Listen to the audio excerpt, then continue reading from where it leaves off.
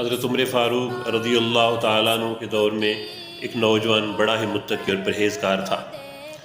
وہ اتنی عبادت کرتا کہ حضرت عمر فاروق رضی اللہ تعالیٰ عنہ کو خود اس پر تعجب ہوتا۔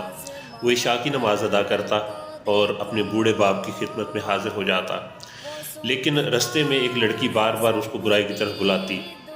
یہ نوجوان اپنا سر نیچا کر کے چلا جاتا۔ ایک دن شیطان نے ورگلایا اور لڑکی نے اصرار کیا تو یہ لڑکی کے پاس گیا۔ جیسے ہی اس کے دروازے پہ پہنچا تو اس کو قرآن پاک کی ایک آیت یاد آ گئی۔ اس آیت کا مفہوم یہ ہے کہ جب شیطان کی طرف سے پرہیزگاروں کو کوئی خیال آتا ہے تو وہ اللہ کا حکم یاد کرتے ہیں اور ان کی آنکھیں کھل جاتی ہیں۔ جیسے ہی اس نوجوان کے دل میں اللہ کا خوف پیدا ہوا، یہ بے ہوش ہو گیا اور نیچے گر گیا۔ لوگ ڈھونڈتے ڈھونڈتے آئے اور دیکھا یہ وہاں گرا پڑا تھا۔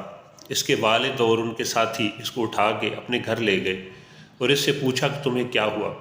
اس نے سارا واقعہ بیان کیا کہ یہ میرے ساتھ سچویشن پیش آئی۔ اس کے بعد دوبارہ سے اس کے اندر اللہ کا خوف پیدا ہوا۔ خوف کیا تھا کہ میں کل اللہ تعالیٰ کے سامنے کھڑا ہوں گا، اللہ کو میں کیا حساب دوں گا۔ جیسے ہی اس کے دل میں یہ دوبارہ سے اللہ کا خوف پیدا ہوا، اس نے چیخ ماری اور بے ہوش ہو گیا، اور اب کی بار یہ دوبارہ نہیں اٹھا اور اس کا دم نکل گیا۔ راتوں رات انہوں نے اس کا جنازہ پڑھا اور اس کو دفن کر دیا۔ اگلے دن حضرت عمر فاروق رضی اللہ تعالیٰ عنہ کو اطلاع ملی تو آپ اس کی تعزیت کے لیے گئے اور اس کے والد سے کہا کہ آپ نے مجھے کیوں نہیں بتایا، میں اس کے جنازے میں شریک ہوتا۔ تو اس کے والد نے کہا کہ یا امیر المومنین، ہم آپ کے آرام میں خلل نہیں ڈالنا چاہتے تھے، لہٰذا ہم نے اس کو راتوں رات دفن کر دیا۔ حضرت عمر فاروق رضی اللہ تعالیٰ عنہ نے کہا کہ چلیں اب مجھے اس کی قبر پہ لے جائیں۔ جیسے ہی حضرت عمر فاروق رضی اللہ تعالیٰ عنہ اس کی قبر پر گئے تو آپ نے سورہ الرحمن کی آیت نمبر 46 پڑھی، جو یہ ہے وَلِمَنْ خَافَ مَقَامَ رَبِّهِ جَنَّتَانِ، یعنی جو شخص اللہ کے سامنے کھڑا ہونے یعنی حساب دینے سے ڈر گیا، اس کے لیے 2 جنتیں ہیں۔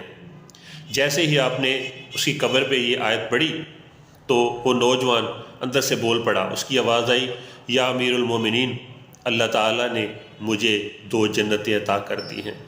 یعنی اللہ تعالیٰ کا خوف اتنی بڑی چیز ہے، جب انسان کے دل میں اللہ کا خوف پیدا ہو جاتا ہے تو وہ برائی کے قریب نہیں جاتا۔